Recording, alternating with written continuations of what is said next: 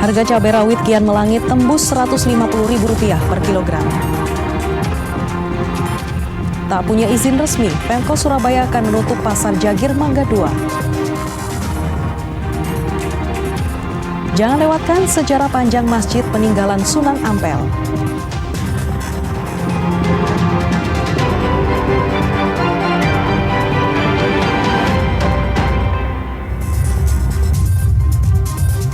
Halo saudara, apa kabar Anda hari ini? Kita berjumpa lagi dalam Kompas Jatim. Selain 3 informasi utama tadi, tim redaksi kami telah menyiapkan sejumlah informasi yang penting dan inspiratif lainnya. Bersama saya Vina Putri, kita jelang Kompas Jatim di Kompas TV, independen terpercaya.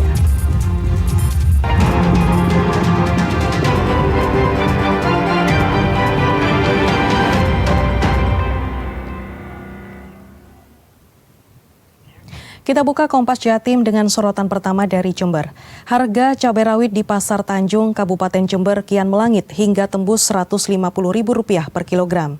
Naiknya harga cabai rawit dipengaruhi oleh tingginya permintaan konsumen saat Ramadan. Harga cabai rawit merah meroket. Harganya tembus Rp150.000 per kilogram. Padahal sebelumnya Rp80.000 per kilogram. Kenaikan harga cabai rawit merah diikuti oleh cabai merah besar yang naik Rp70.000 dari harga Rp40.000 per kilogram. Lalu cabai hijau naik Rp50.000 dari harga Rp25.000 per kilogram. Kenaikan harga terjadi karena permintaan cabai di awal bulan Ramadan meningkat tajam. Sedangkan pasokan dari petani menurun karena gagal panen di musim penghujan. Kalau rawit itu harganya langsung menonjol. Berapa Bu sekarang? Sekarang jualannya 150 Per kilogram? Iya. Untuk cabai merah besar? Cabai merah besar 70. Sebelumnya berapa? Sebelumnya ya cuma 50, 40. Ya biasanya beli seperempat, beli 1 on, setengah on gitu. Kenaikan harga cabai membuat konsumen harus membatasi jumlah pembelian cabai. Bingung Mas, sembarang naik. Apa yang naik tertinggi? Cabai ya, semua Mas. Banyak Jualan ya sepi. Artinya banyak yang naik memang ya Bu. Yang tertinggi memang cabai ya Bu? Ya, cabai. Harga cabai diperkirakan terus naik sepanjang bulan Ramadan hingga Lebaran. Pedagang dan pembeli berharap pemerintah turun tangan agar harga cabai tidak semakin melambung tinggi. Hernawan Mustika, Kompas TV, Jember, Jawa Timur. Harga kebutuhan bahan pokok di pasar tradisional Pegirian Surabaya terpantau masih tinggi, khususnya harga cabai rawit yang tembus Rp140.000 per kilogram. Sedangkan harga bawang putih dan merah juga naik hingga Rp10.000 per kilogram. Kenaikan harga disebabkan cuaca buruk dan berkurangnya kiriman dari produsen. Di pasar tradisional Pegirian Surabaya, harga cabai rawit tembus Rp140.000 per kilogram dari harga sebelumnya rawit Rp85.000 per kilogram. Untuk cabai merah besar masih di angka Rp60.000 per kilogram dari harga sebelumnya Rp40.000 per kilogram. Pembeli memilih mengurangi jumlah belanja cabai rawit dari 1 ons menjadi Rp3.000. Kenaikan harga juga diikuti harga bawang putih dari Rp35.000 menjadi Rp45.000 per kilogram. Bawang merah naik dari harga Rp28.000 menjadi Rp35.000 per kilogram. Beli cabai. Cabai apa Bu? Cabai kecil. Cabai kecil ya? Mahal nggak Bu? Mahal, ada beli 3.000 dapat dikit. Biasanya kalau 5.000 setengah on. Ibu mengurangi pembelian atau gimana Bu? Ya mengurangi Mas. Biasanya beli berapa Bu? Setengah on, seon biasanya. Sekarang? Sekarang 3.000 aja udah dikit. Gitu Bu ya. Harapannya apa Bu dengan mahalnya cabai ini, harapannya apa Bu? Harapannya ya bisa turun sesuai ekonomi aja. Harga cabai rawit sekarang berapa Mbak? Naiknya banyak sekali. Berapa sekarang? 130 Sekarang 130. Katanya 140. jualnya. Oh jualnya 140 ya. Sebelumnya berapa Bu? 90,85. Sekarang naik segitu Bu ya, 140 Bu ya. Ini per kilogram Bu ya? Ya per kilo. Ini kenaikan sejak kapan ini Bu? Sebelum Ramadan. Tingginya harga cabai rawit di pasaran membuat warga di kawasan Jalan Ikan Dorang, Surabaya menjual cabai rawit dalam kemasan plastik. Cabai rawit yang sebelumnya dipanen dari lahan yang sebelumnya dialihfungsikan untuk urban farming. Inilah aktivitas warga Jalan Ikan Dorang Baru, Surabaya. Mereka mengantisipasi lonjakan harga cabai rawit dengan memanfaatkan lahan kosong yang dialihfungsikan menjadi urban farming. Warga kelompok tani di perkotaan ini memanen cabai rawit yang ditanam sejak 3 bulan lalu. Mereka mengemas cabai dalam bungkus plastik, kemudian dijual ke warga sekitar dengan harga lebih murah dibanding di pasaran, yakni Rp2.000 per bungkus dengan isi 10 cabai. Kegiatan ini merupakan langkah untuk meringankan warga sekitar di tengah tingginya harga cabai. Selain cabai rawit, lahan pertanian urban farming juga ditanami kangkung, bayam Brasil, sawi pokcoy, dan kenikir. Ya, karena harga Lombok sekarang kan mahal. Jadi kita membantu pembeli untuk meringankan. Barangkali hanya butuh sedikit atau bagaimana. Jadi kita jual rentengan. Bu, banyak nggak Bu yang membeli rentengan ini? Banyak juga, banyak yang beli. Emang berapa harganya satu renteng ini berapa? Kalau satu bungkus gini 2.000. Jadi kalau segini Isi berapa Bu? 6.000. Ini isi 10 biji. Ya kan sekarang harga cabai meroket, tembus hampir 100.000 lebih ya, atau 100 ribuan. Kalau beli kayak gini kan kita lebih ringan gitu loh, lebih uangnya bisa untuk dipakai yang lain. Cukup nggak Bu untuk sekeluarga itu? Ya ini ya dibilang cukup nggak cukup ya, cuman kan dipakai untuk berapa kali, 2 kalian kan masih bisa. Kita ke sorotan selanjutnya. Pemkot Surabaya melalui Satpol PP akan menutup Pasar Jagir Mangga 2 karena tidak memiliki izin resmi beroperasi. Rencananya pedagang akan dialihkan ke Pasar Induk Sidotopo atau pasar lain di bawah PD Pasar Surya.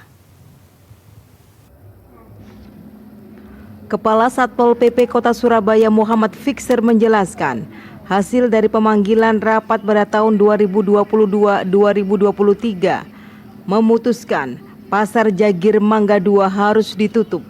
Pasar tersebut tidak memiliki izin resmi dan berdiri di lahan sitaan yang bukan milik Pemkot Surabaya. Rencananya pedagang akan dialihkan ke Pasar Induk Sidotopo atau pasar lain di bawah PD Pasar Surya. Pasar Jagir Mangga 2 awalnya merupakan pasar sementara akibat kebakaran Pasar Wonokromo pada tahun 2022. Namun semakin lama pasar tersebut semakin ramai dan menjadi salah satu pusat pergulakan masyarakat karena harganya terjangkau. Memang arahnya akan dilakukan penutupan. Tapi proses penutupan itu di sana kan ada jumlah pedagang ya, yang kita harus merelokasi mereka masuk ke pasar-pasar milik pemerintah kota atau pasar di bawah PD Pasar atau PIS ya, supaya mereka tetap bisa beraktivitas ya seperti itu.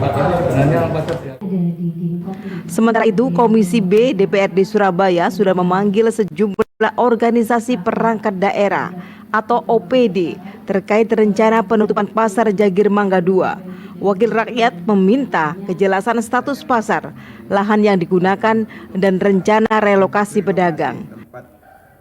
Bulan Agustus 2022, di sini suratnya ada. Nah, kita cuma tanya ada apa kok sampai sekarang belum. Itu kenapa Pak?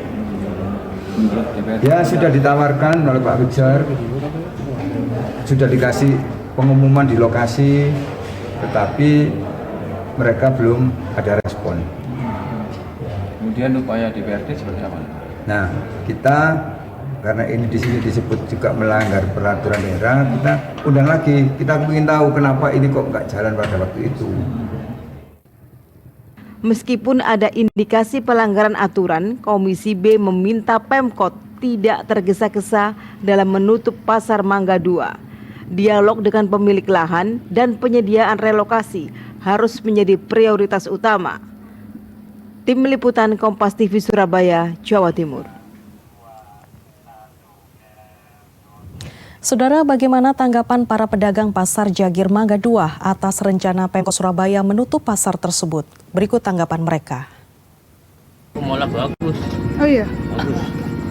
Kenapa, Mas? Soalnya kan sewanya lebih mahal. Di sini mahal? Iya, kalau Pemkot kan enggak. Ini kan ikut Pemkot. Oh, oke.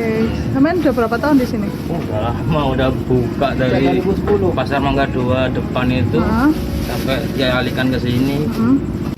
Kalau ya, udah lama, Mbak. Udah lama. Tapi kalau dipindah berarti sampean mau asalkan deket dari sini gitu? Iya, mungkin, dekat ya? dari sini. Sebenarnya tidak tahu sih, tapi dengar-dengar katanya mau begitu. Nggak tahu selanjutnya, nggak tahu. Terus jenengan kira-kira kalau misalnya memang jadi dipindah atau direlokasi gimana? Ya ngikutin aja. Kan nanti pindahnya di mana? Ya ngikutin aja. Jalan perkampungan disulap jadi pasar Ramadan. Usai jeda informasinya, tetaplah di Kompas Jati.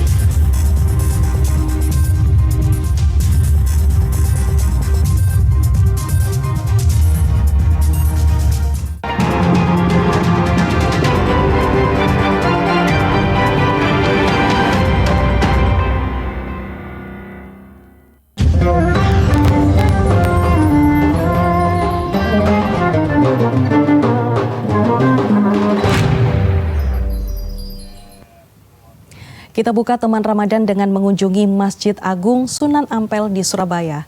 Masjid ini didirikan Raden Ahmad Rahmatullah atau Sunan Ampel yang hingga kini masih berdiri kokoh dan terjaga keasliannya hingga sekarang.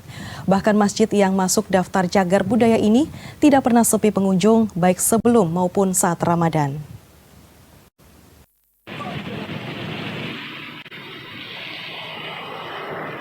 Inilah Masjid Agung Sunan Ampel yang ada di Wisata Religi Surabaya. Masjid masih berdiri kokoh dan terjaga keasliannya. Masjid yang didirikan oleh Raden Ahmad Rahmatullah atau Sunan Ampel sejak tahun 1409 Masehi ini selalu ramai dikunjungi jemaah dari luar kota maupun luar pulau. Bahkan pada bulan puasa Ramadan, para jemaah banyak yang berziarah ke makam Sunan Ampel dan Mbah Son Haji atau Mbah Bolong sebagai sosok penentu arah kiblat Masjid Sunan Ampel. Banyak bagian dari masjid peninggalan Raden Ahmad Rahmatullah yang masih asli, seperti 16 pilar yang tingginya 17 meter, penyangga atap masjid, sumur yang ada di dalam masjid, menara masjid, lantai marmer, dan tempat untuk berkhotbah atau mihrab. Arsitektur bangunan masjid banyak dipengaruhi oleh budaya lokal. Semua jalan masuk menuju Masjid Ampel terdapat 5 gapura yang semuanya mengandung arti. 5 gapura tersebut adalah Gapura Munggah, Gapura Poso, Gapura Ngamal, Gapura Madab, dan Gapura Paneksan. Gapura Munggah sebagai simbol dari rukun Islam yang kelima, yaitu haji. Setelah itu Gapura Poso yang terletak di sebelah selatan masjid. Gapura Poso memberikan suasana pada bulan Ramadan. Gapura Ngamal atau beramal sebagai simbol rukun Islam yang ketiga, yaitu zakat. Selanjutnya Gapura Madab sebagai simbol sholat, letaknya di sebelah barat bangunan induk masjid. Gapura yang terakhir adalah Gapura Paneksan atau artinya kesaksian, merupakan simbol dari rukun Islam yang pertama, yaitu syahadat. Nah, ini mendirikan Sunan Ampel sama arsiteknya Mbah Soleh dalam tempo semalam. Jadi kalau kita ke Sunan Ampel tidak sampai lah. Mendirikan itu kira-kira abad 14, belum ada tali, belum ada besi, belum ada bring ya. Jadi arsiteknya itu. Terus karena waktu itu di Indonesia belum ada masjid, pintunya ini pakai dia niru gereja Protestan Katolik Roma. Luar biasa. Terus itu tiangnya pakai pentol-pentol itu dia juga niru gereja Katolik Roma. Masjid Ampel tak pernah sepi dari jemaah. Masjid ini lestari dan terjaga keasliannya karena erat kaitannya dengan 9 wali atau wali songo yang mempunyai nilai sejarah awal mula penyebaran agama Islam di tanah Jawa. Cilmi Andriantovani, Kompas TV, Surabaya, Jawa Timur.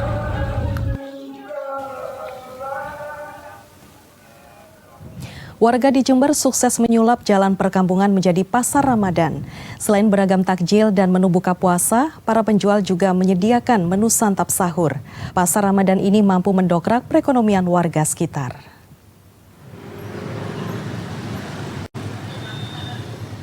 Berkah Ramadan dirasakan oleh warga di Kelurahan Tegal Besar, Kecamatan Kaliwates, Kabupaten Jember. Banyaknya warga yang berburu makanan untuk buka puasa dan sahur dimanfaatkan oleh mereka untuk mendirikan pasar Ramadan. Jalan perkampungan pun disulap menjadi tempat pasarnya. 165 stand didirikan, berjajar rapi di sepanjang jalan sejauh 200 meter. Pedagangnya warga setempat. Mereka menjajakan berbagai sajian takjil, menu buka puasa, dan menu santap sahur. Harganya terjangkau, mulai Rp2.000 hingga Rp10.000.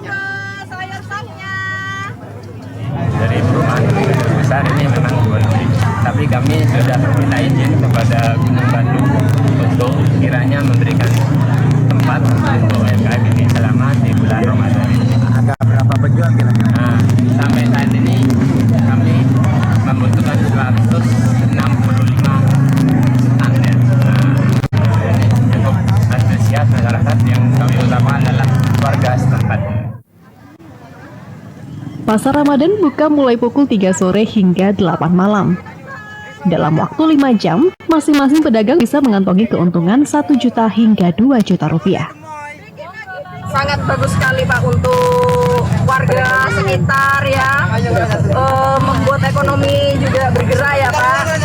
Terus rezeki bulan Ramadan juga, jadi untuk penjual dan pembelinya sama-sama berkah. Jadi yang di rumah tidak perlu masak, bisa langsung cari di sini. Untuk yang cari rezeki juga bisa di sini langsung. Pembeli bukan hanya dari warga setempat, namun juga dari kelurahan dan kecamatan lain. Pasar Ramadan mempermudah mereka menyiapkan buka puasa dan sahur. Mereka tak perlu lagi repot memasak karena kesibukan pekerjaan. Oke, karena lebih dekat dengan rumah mungkin mempermudah ya untuk warga perumahan Tegal Besar untuk membeli dalam di sini. Sebelumnya memang belum ada. Kalau sebelumnya belum ada. Jauh ya belinya ya. Iya. Tadi belanja apa saja ini Mbak? Banyak. Buat menu buka puasa? Iya. Apa juga buat sahur juga kalau gitu? Iya, sekalian buat sahur juga. Pasar ini buka sebulan penuh selama Ramadan. Di penghujung Ramadan, pedagang akan menyisihkan sedikit keuntungan yang didapat untuk dibagikan ke orang-orang tidak mampu. Hernawan Mustika, Kompas TV, Jember, Jawa Timur. Bulan Ramadan membawa berkah bagi penjual bahan minuman es di Pasar Tanjung Jember. Bahan es seperti cincau, kolang-kaling, dawet, dan jeli banyak diborong pembeli untuk kebutuhan takjil buka puasa. Pendapatan mereka pun naik 10 kali lipat dibanding hari biasa. Sejak pagi hingga sore hari, toko bahan minuman es di Pasar Tanjung Kabupaten Jember diserbu pembeli yang sebagian besar adalah pedagang es keliling. Mereka berbelanja beragam topping es seperti cincau, kolang-kaling, jeli, dan dawet. Mereka juga beli bahan minuman es, yakni sirup dan susu, serta gelas plastik kemasan. Mereka membeli dalam jumlah besar karena untuk dijual kembali saat sore jelang waktu berbuka puasa hingga malam hari saat waktu tarawih. Berpuasa yang cincau, dawet, tiara, jeli-jeli seperti itu. Sampai peningkatan berapa kali lipat? Kalau bulan puasa sampai 10 kali lipat. Artinya meningkat tajam Mbak? Iya, alhamdulillah. Terus kalau harga gimana? Harga sih tetap, jadi kita selain menjual encer bisa menjual grosir. Jadi kalau pembelian grosir harga lebih murah. Sejak memasuki Ramadan, penjualan meningkat 10 kali lipat dibandingkan hari biasa. Pemilik toko harus menambah karyawan dari 2 orang menjadi 15 orang. Meski penjualan meningkat, harga topping es tidak naik, yakni mulai Rp2.000 hingga Rp15.000 per kilogram. Rame Mas, kalau bulan Ramadan itu rame. Sampai peningkatan berapa kali?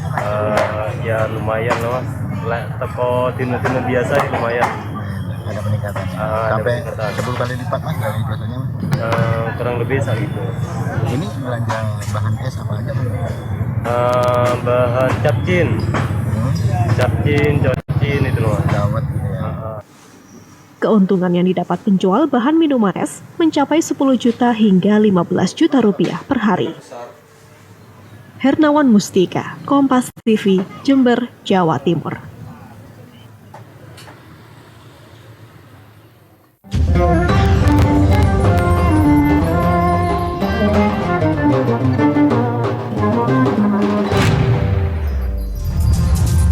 Bank Sampah tingkatkan ekonomi warga. Nantikan informasinya usai jeda berikut ini.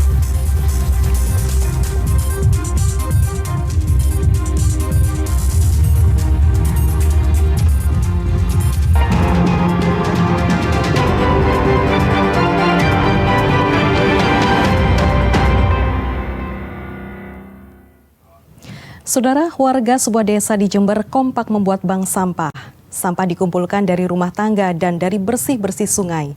Setelah dipilah lalu dijual ke pengepul dan uang hasil penjualan ditabung untuk kebutuhan keluarga. Dan informasi ini sekaligus menutup jumpa kita di Kompas Jatim hari ini. Jangan lupa saudara untuk menyaksikan live streaming kami di kompas.tv dan channel YouTube Kompas TV Jawa Timur. Kompas TV, independen terpercaya. Saya Vina Putri, sampai jumpa. Bank sampah ini didirikan oleh warga Dusun Gudang Karang, Desa Rambi Puji, Kecamatan Rambi Puji, Kabupaten Jember.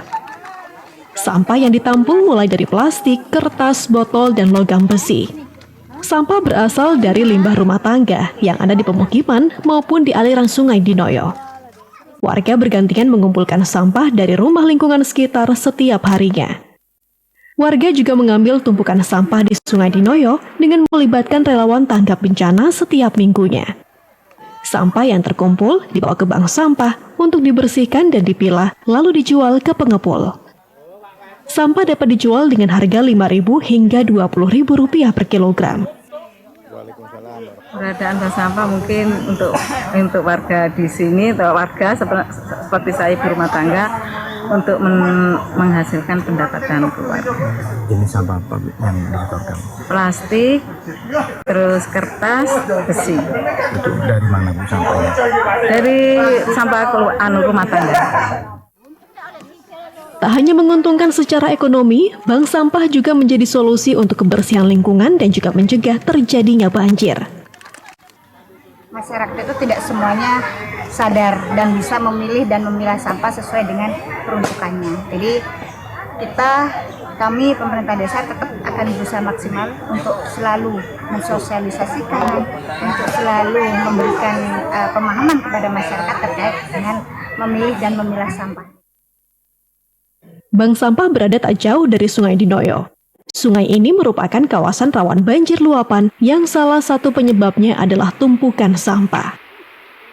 Hernawan Mustika, Kompas TV Jember, Jawa Timur.